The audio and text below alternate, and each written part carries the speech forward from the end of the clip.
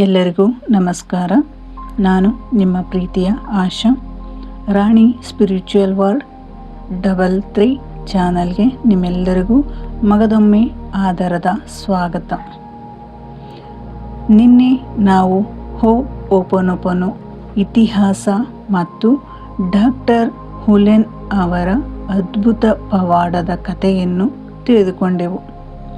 ಅದನ್ನು ಕೇಳಿದ ಮೇಲೆ ನಿಮ್ಮಲ್ಲಿ ಹಲವರಿಗೆ ಒಂದು ಪ್ರಶ್ನೆ ಮೂಡಿರಬಹುದು. ಕೇವಲ 4 ವಾಕ್ಯಗಳನ್ನು ಹೇಳುವುದರಿಂದ ಬೇರೆಯವರು ಅಥವಾ ಹೊರಗಿನ ಪರಿಸ್ಥಿತಿಗೆ ಹೇಗೆ ಬದಲಾಗಲು ಸಾಧ್ಯ?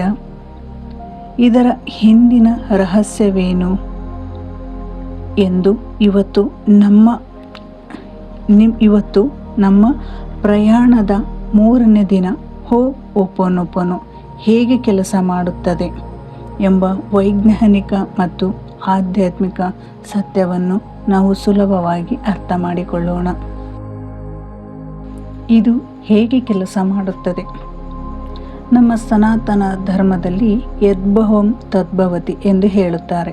ಆದರೆ ನಮ್ಮ ಭಾವನೆಗಳೇ ನಮ್ಮ ಜಗತ್ತನ್ನು ಸೃಷ್ಟಿಸುತ್ತವೆ. ವಿಜ್ಞಾನವು ಕೂಡ ಇದನ್ನೇ ಹೇಳುತ್ತದೆ. ನಮ್ಮ ಮೆದುಳಿನಲ್ಲಿ 2 ಭಾಗಗಳಿವೆ, ಸಬ್ಕಾನ್ಷಿಯಸ್ ಮೈಂಡ್ ಮತ್ತು ಕಾನ್ಷಿಯಸ್ ಮೈಂಡ್. ಅಂದರೆ ಜಾಗೃತ ಮನಸ್ಸು, ಸೂಕ್ತ ಮನಸ್ಸು ಅಂತ. ನಮ್ಮ ಸಬ್ಕಾನ್ಷಿಯಸ್ ಮೈಂಡ್ ಒಂದು ದೊಡ್ಡ ಕಂಪ್ಯೂಟರ್ ಅಥವಾ ಹಾರ್ಡ್ ಡಿಸ್ಕ್ ಇದ್ದಂತೆ. ನಾವು ಹುಟ್ಟಿದಾಗಿನಿಂದ ಅಷ್ಟೇ ಏಕೆ ನಮ್ಮ ಹಿಂದಿನ ಜನ್ಮಗಳಿಂದ ಬಂದಿರುವ ಕೋಟ್ಯಾಂತರ ನೆನಪುಗಳು, ನೋವುಗಳು, ನಕಾರಾತ್ಮಕ ನಂಬಿಕೆಗಳು ಮತ್ತು ಅನುಭವಗಳು ಈ ಮನಸ್ಸಿನಲ್ಲಿ ಡೇಟಾ ರೂಪದಲ್ಲಿ ಸಂಗ್ರಹವಾಗಿರುತ್ತವೆ.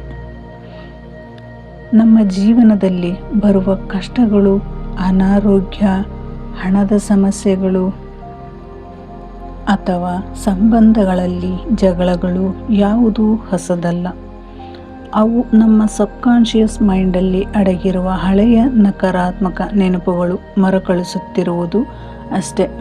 ನಾವು ಹೊರಗಿನ ವ್ಯಕ್ತಿಗಳನ್ನು ಎಷ್ಟೇ ಬದಲಾಯಿಸಲು ಪ್ರಯತ್ನಿಸಿದರೂ ಪ್ರಯೋಜನವಿಲ್ಲ. ಯಾಕೆಂದರೆ ಸಮಸ್ಯೆ ಇರುವುದು ಹೊರಗಲ್ಲ, ನಮ್ಮ ಒಳಗಿನ ಆ ಹಳೆಯ ಡೇಟಾದಲ್ಲಿ. ಹೋಪೋನೋಪೋನೋ ಪ್ರಾರ್ಥನೆಯು ಈ ಸಬ್ಕಾನ್ಷಿಯಸ್ ಮೈಂಡ್ನಲ್ಲಿರುವ ಹಳೆಯ ವೈರಸ್ ಅಥವಾ ನಕಾರಾತ್ಮಕ ಡೇಟಾವನ್ನು ಡಿಲೀಟ್ ಮಾಡುವ ಒಂದು ಆಂಟಿವೈರಸ್ ಸಾಫ್ಟ್ವೇರ್ ತರಹ ಕೆಲಸ ಮಾಡುತ್ತದೆ. ನಾವು ಈ 4 ವಾಕ್ಯಗಳನ್ನು ಹೇಳಿದಾಗ ಏನಾಗುತ್ತದೆ ಗೊತ್ತಾ? ಐ ಆಮ್ ಸಾರಿ. ನನ್ನ ಜೀವನದಲ್ಲಿ ಈ ಸಮಸ್ಯೆ ಬರಲು ಕಾರಣವಾದ ಯಾವ ನಕಾರಾತ್ಮಕ ನೆನಪುಗಳು ಅಥವಾ ಡೇಟಾ ನನ್ನ ಸಬ್ಕಾನ್ಷಿಯಸ್ ಮೈಂಡ್ನಲ್ಲಿ ಇದೆಯೋ ಅದಕ್ಕೆ ನಾನು 100% ಜವಾಬ್ದಾರಿ ತೆಗೆದುಕೊಳ್ಳುತ್ತೇನೆ. ನನ್ನ ಅರಿವಿಲ್ಲದೆ ನನ್ನೊಳಗೆ ಈ ನಕಾರಾತ್ಮಕತೆಯನ್ನು ಇಟ್ಟುಕೊಂಡಿದ್ದಕ್ಕೆ ಕ್ಷಮಿಸು ಬ್ರಹ್ಮಾಂಡವೇ ಎಂದು ಒಪ್ಪಿಕೊಳ್ಳುವ ಮೊದಲ ಹೆಜ್ಜೆ ಇದು. Please forgive me. ನನ್ನ ಒಳಗಿನ ಈ ಹಳೆಯ ನೆನಪುಗಳು ನನ್ನನ್ನು ಮತ್ತು ನನ್ನ ಸುತ್ತಮುತ್ತಲಿನಿರುವ ನೋಯಿಸುತ್ತಿರುವುದಕ್ಕೆ ನನ್ನನ್ನು ಕ್ಷಮಿಸು ಎಂದು ನಮ್ಮ ಒಳಗಿನ ಶಕ್ತಿಯನ್ನು, ಡಿವೈನ್ ಎನರ್ಜಿ ಕೇಳಿಕೊಳ್ಳುವುದು. Thank you. ಈ ನಕಾರಾತ್ಮಕ ಡೇಟಾ ಈಗ ಹೊರಗೆ ಬಂದು ಅದನ್ನು ಕ್ಲೀನ್ ಮಾಡಲು ನನಗೆ ಒಂದು ಅವಕಾಶ ಸಿಕ್ಕಿದ್ದಕ್ಕೆ ಮತ್ತು ನನ್ನನ್ನು ಶುದ್ಧೀಕರಿಸಿರುವುದಕ್ಕೆ ಧನ್ಯವಾದಗಳು ಎಂದು ಕೃತಜ್ಞತೆ ಸಲ್ಲಿಸುತ್ತಿರುವುದು. I love you. ಕೊನೆಯದಾಗಿ ನಮ್ಮನ್ನು ನಾವು ಮತ್ತು ಈ ಇಡೀ ಬ್ರಹ್ಮಾಂಡವನ್ನು ಪ್ರೀತಿಸುವುದು. ಪ್ರೀತಿಗಿಂತ ದೊಡ್ಡ ಹೀಲಿಂಗ್ ಈ ಜಗತ್ತಿನಲ್ಲಿ ಯಾವುದೂ ಇಲ್ಲ. ನಾವು ಈ 4 ವಾಕ್ಯಗಳನ್ನು ಪುನರಾವರ್ತಿಸಿದಾಗ ನಮ್ಮ ಸಬ್ಕಾನ್ಷಿಯಸ್ ಮೈಂಡ್ ಕ್ಲೀನ್ ಆಗುತ್ತಾ ಹೋಗುತ್ತದೆ. ನಮ್ಮ ಒಳಗಿನ ಡೇಟಾ ಡಿಲೀಟ್ ಆದಾಗ ಹೊರಗಿನ ವ್ಯಕ್ತಿ ಅಥವಾ ಪರಿಸ್ಥಿತಿ ನಮಗೆ ಗೊತ್ತಿಲ್ಲದಂತೆ ಅದ್ಭುತವಾಗಿ ಬದಲಾಗುತ್ತದೆ. ಇಂದಿನ ಅಭ್ಯಾಸ: ಪ್ರಶಾಂತವಾಗಿ ಕುಳಿತುಕೊಳ್ಳಿ.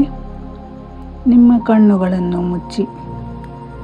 ನಿಮ್ಮ ಜೀವನದಲ್ಲಿ ಸದ್ಯಕ್ಕೆ ನಿಮಗೆ ತುಂಬ ನೋವು ಕೊಡುತ್ತಿರುವ ಯಾವುದೇ ವಿಷಯ ಇರಬಹುದು.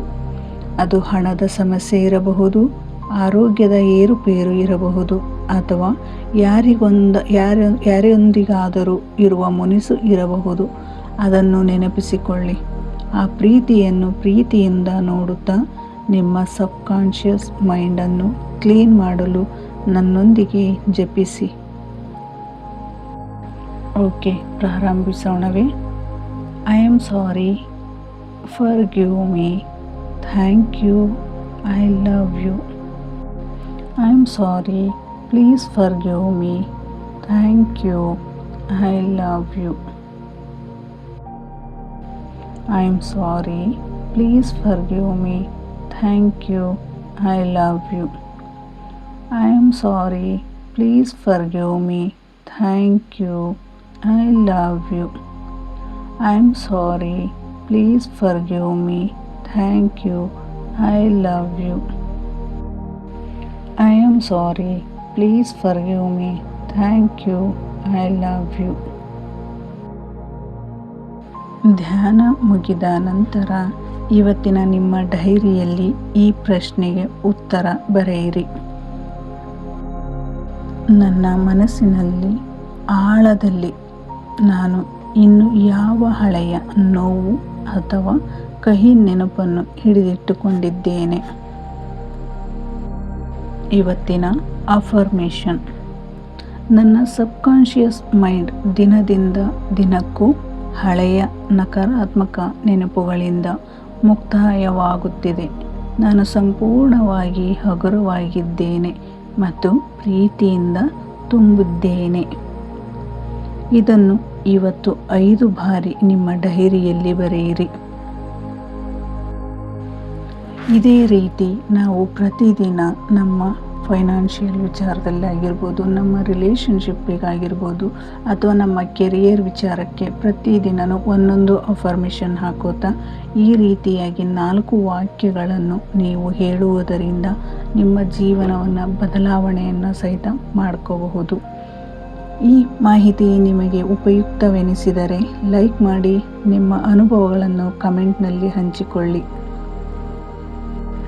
ಮತ್ತು ನಮ್ಮ ರಾಣಿ ಸ್ಪಿರಿಚುವಲ್ ವರ್ಲ್ಡ್ 33 ಚಾನಲ್ಗೆ ಸಬ್ಸ್ಕ್ರೈಬ್ ಆಗೋದನ್ನು ಮರೆಯಬೇಡಿ. ಧನ್ಯವಾದಗಳು. Thank you so much. Thank you universe.